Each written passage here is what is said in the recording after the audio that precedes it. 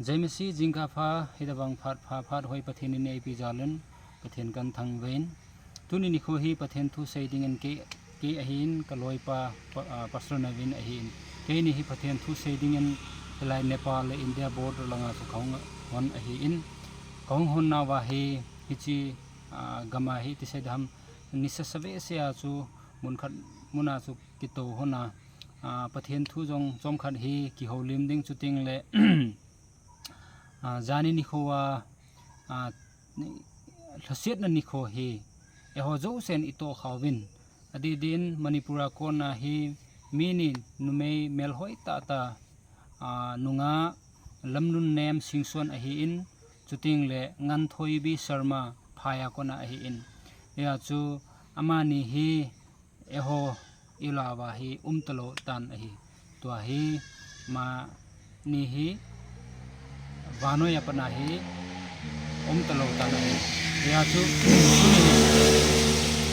kasai do nom chu tham tile mi him hin kho hi achom dan thi itika le ihun kho hi ibe dham kahe thei tapon so pite ho sia chu lamnun nem sing son family no ho chunga jong insung mite ho chunga jong kahin lung hem piwe chuting le ngan thoi bi Sharma's family our deepest condolence to her families as well so sia chu Bible ahi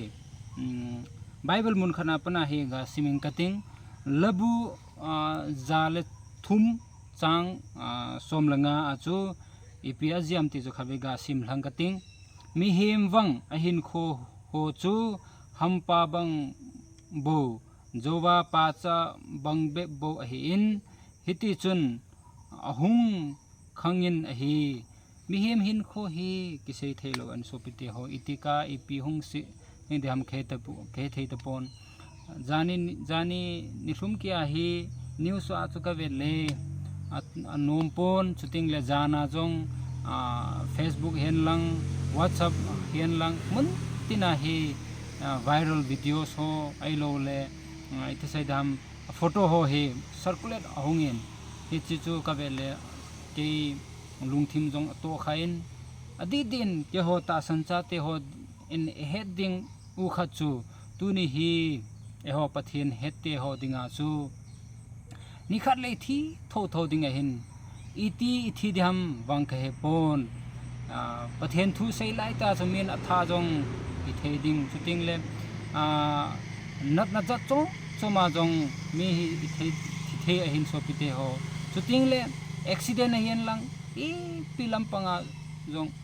mi hi the ahin mi hin kho hi achom dan chu kisei theilon ya chu idam lai sunga hi pathen wa choiding pathen thangwa ding chuting le khatle hat hi kingai luding khatle khat hi kitho khom ding ti chu tu ni hi kasei do nom a he so pite ho pathenin ehon hichilei set na chu jane hi hichi almost 242 a chu mi khat se hing 241 chu behel jing hin kho hi kichai ta nai so pite ho hichia chu EPA mo savam tile hilei set hi eho gam eho in ahi po ni khale hi chilei set hi dal ha a pathinang sunga hi ichi tho ding ahi so pite ho sia chu tuni hi kasei do nom chu hilai gam hilei set na ium lai sunga hi ajoa kasei ma wanga hi khatle khat hi kingai luding khatle khat hi ki tho khom ding chuting le thilpha I bol diu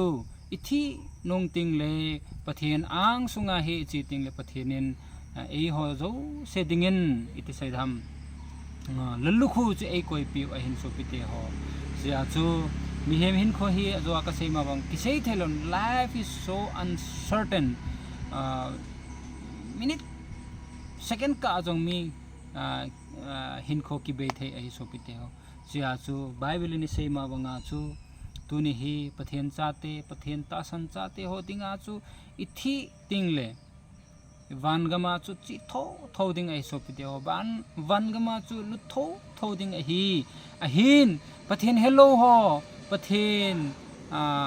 iti sedam na asalo ho dinga chu ai le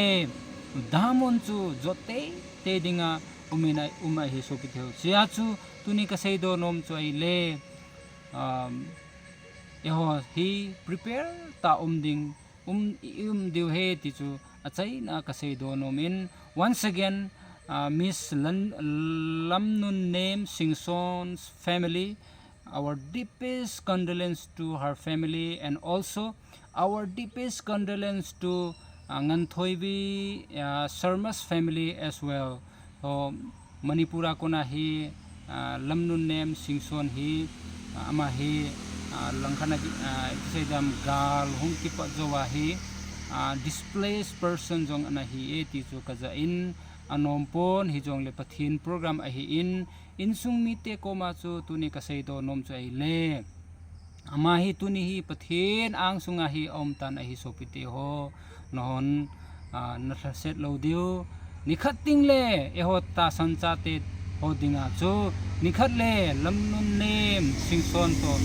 wan ga ma hi imu to diu pathin ba choi diu hallelujah tia la asa khom diu hi ti chu ka sei do nom a hi sopite ho chu hintin sei khil sei walum le pathin mina hi ki mai damte jai masi